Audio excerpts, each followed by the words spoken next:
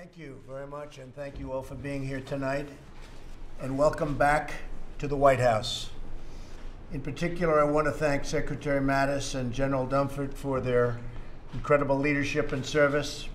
I also want to thank General Kelly and General McMaster for joining us this evening and for their dedication to this administration. They have been really spectacular, done a great job. It's wonderful to be with all of you again. As I said during our last meeting, my number one priority as Commander-in-Chief is to keep our people safe and to empower you, our senior military leaders, to do what you do best. Nobody does it better than the people in this room, believe me. We have many pressing national security issues facing our country. In addition to devastating natural disasters, we have had some big natural disasters, and some of you know exactly because your people have done an incredible job, and I appreciate it. But recently, we have had challenges that we really should have taken care of a long time ago, like North Korea, Iran, Afghanistan, ISIS, and the revisionist powers that threaten our interests all around the world. Tremendous progress has been made with respect to ISIS, and I guess the media is going to be finding out about that over the next short period of time. It falls on the people in this room to defend the American people from these threats. I know we share a belief in putting the safety and the well-being of the American people first, and I look forward to hearing from you and your ideas. We'll be going to dinner right after this, and we'll be discussing it further.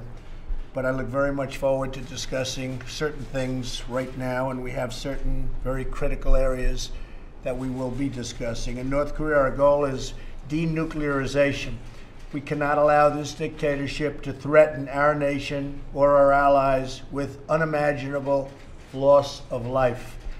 We will do what we must do to prevent that from happening, and it will be done if necessary, believe me. In addition, we must not allow Iran to obtain nuclear weapons. The Iranian regime supports terrorism and exports violence, bloodshed, and chaos across the Middle East. That is why we must put an end to Iran's continued aggression and nuclear ambitions. They have not lived up to the spirit of their agreement, and we will be discussing that tonight. In Afghanistan, I have lifted restrictions and expanded authorities for commanders in the field. You know that very well, and everyone in this room is very happy that it's been done finally. We've made more progress in our campaign to defeat ISIS in the last 8 months than in many, many previous years, all combined. I put my trust in you to execute our mission aggressively and effectively, and you are delivering.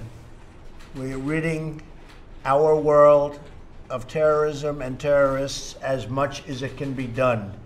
In all areas, I want to ensure that our armed forces have the funding, the readiness, and the force capacity to be successful. Our budget this year, as you know, well over $700 billion, is getting us back to the position we have to be. Almost never have we needed great, powerful, strong, and brilliant military.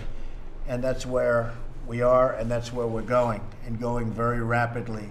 Moving forward, I also expect you to provide me with a broad range of military options when needed at a much faster pace. I know that government bureaucracy is slow, but I am depending on you to overcome the obstacles of bureaucracy. Finally, I want to thank each and every one of you for the immense personal sacrifices you and your family make on behalf of our great country.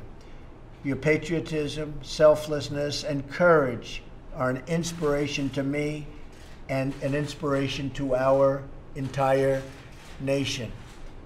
I look forward to our discussion today, and I look especially forward to being with you and your spouses a little bit later, where we will have dinner, but I know we'll still be talking about what we all enjoy talking about.